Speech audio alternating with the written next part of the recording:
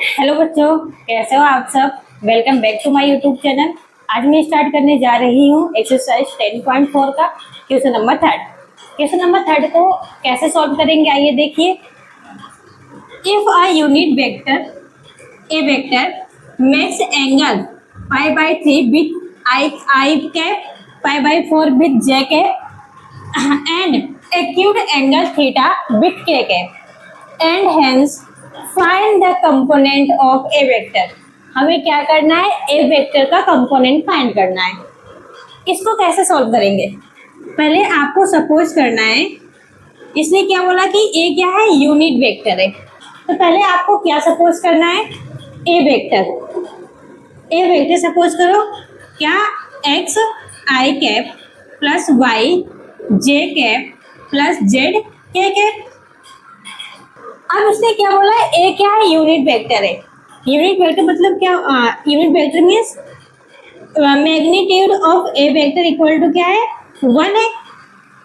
और हमें मालूम है मैग्नीट्यूड को हम कैसे लिखते हैं, magnitude of A vector equal to क्या होगा, square root of x square plus Y square plus Z square होगा, ये है ना। अब यहाँ पर देखो एंगल दे रखा है क्या, पाई बाई 3 किसके साथ, आई के साथ। तो हमें एंगल दिया है तो हम किसके फॉर्मेट में करेंगे, कोसाइन कंपोनेंट के फॉर्मेट में करेंगे। कैसे, कॉस थीटा इक्वल टू क्या होगा, एक्स के रिस्पेक्ट में पहले करेंगे, एक्स अपॉन में magnitude of A vector, okay. Cos theta ने यहाँ पर क्या लेते हैं, alpha. Cos alpha equal to क्या होगा, एक्स अपॉन में magnitude of A vector. Cos beta equal to क्या होगा, वाई अपॉन में magnitude of A vector. And third क्या होगा, cos gamma equal to z upon में मैग्नीट्यूड ऑफ ए वेक्टर होगा। अब यहाँ पर देखो कॉस अल्फा, अल्फा की वैल्यू आप क्या सपोज करो, पाई बाई 3 है ना। तो यहाँ से हम क्या करेंगे, cos pi by 3 equal to x upon में मैग्नीट्यूड ऑफ ए वेक्टर की वैल्यू क्या दे रखा है, 1। तो यहाँ पर हम क्या पुट करेंगे, 1 पुट करेंगे। और कॉस पाई बाई 3 की वैल्यू क्या होगा, कॉस पाई बाई 3 क्या होगा, 1 अपॉन में 2 इक्वल टू एक्स अपॉन में 1 को आप क्या लिख सकते हो, एक्स। यहाँ से एक्स वैल्यू आ गई, क्या आया, 1 अपॉन में 2। ऐसे ही सेम क्या करेंगे, कॉस बीटा निकालेंगे। कॉस बीटा, बीटा की वैल्यू यहाँ पर क्या रखेंगे, पाई बाई 4। तो यहाँ से देखो हम क्या करेंगे, cos pi by 4 equal to Y upon में magnitude of A vector equal to क्या है, 1 है। यहाँ पर क्या पुट करेंगे हम, 1। कॉस पाई बाई 4 की वैल्यू क्या होता है, 1 अपॉन में रूट 2 इक्वल टू क्या होगा, वाई। वाई की वैल्यू क्या निकल के आया, 1 अपॉन में square root of 2।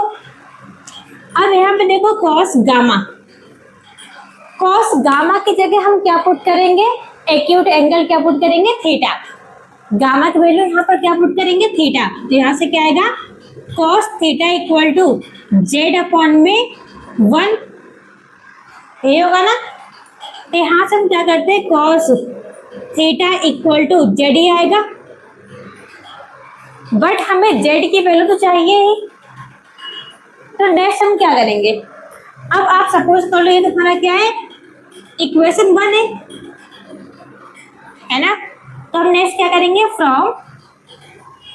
From equation 1। Equation 1 क्या दे रखा है, magnitude of A vector equal to क्या दे रखा है, 1, यही है ना। तो यहाँ से हम क्या करते हैं, अब देखो मैग्नीट्यूड ऑफ ए वेक्टर के प्लेस पर हम क्या पुट कर सकते हैं, square root of x square plus Y square plus Z square equal to क्या होगा, 1 कर सकते हैं।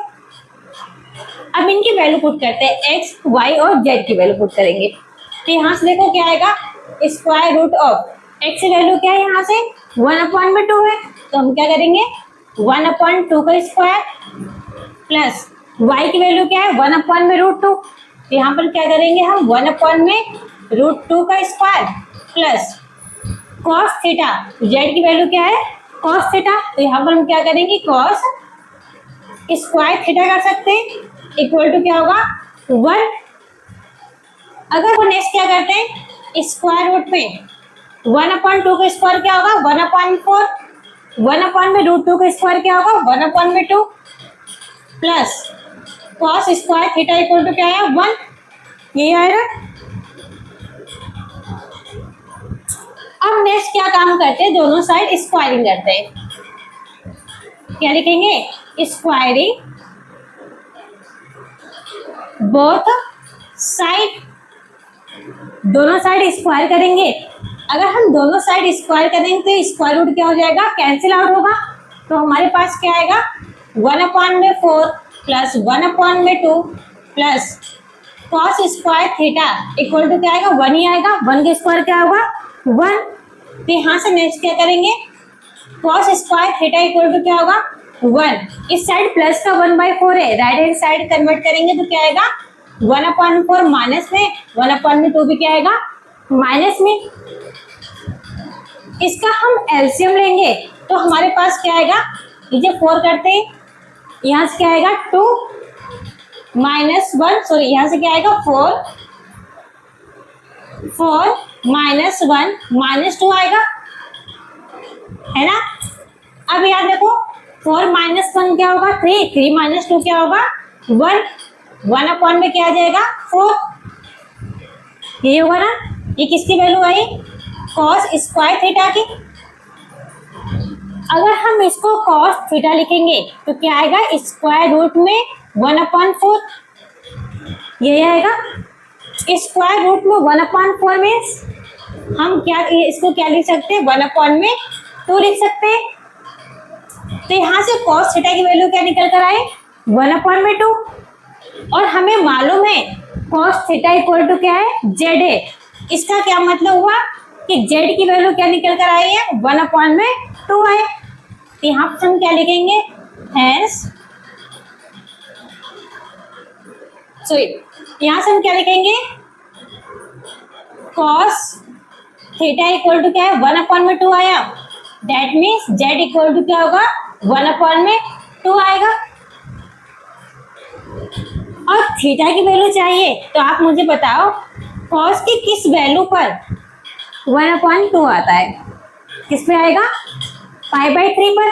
तो हमें यहाँ से थीटा की वैल्यू मालूम हो गया, क्या आया थीटा इक्वल टू लास्ट में लिखो नाउ, थीटा इक्वल टू क्या आया 1π/3, थीटा इक्वल टू क्या आया π/3, और x वैल्यू क्या निकल कर आए 1/2, y की वैल्यू क्या है 1/2 और z की वैल्यू क्या निकल कर आई 1/2। हमें तो ये पुट करना, ये तो हमें प्रूफ करना था क्या थीटा की वैल्यू, x की वैल्यू और y की वैल्यू।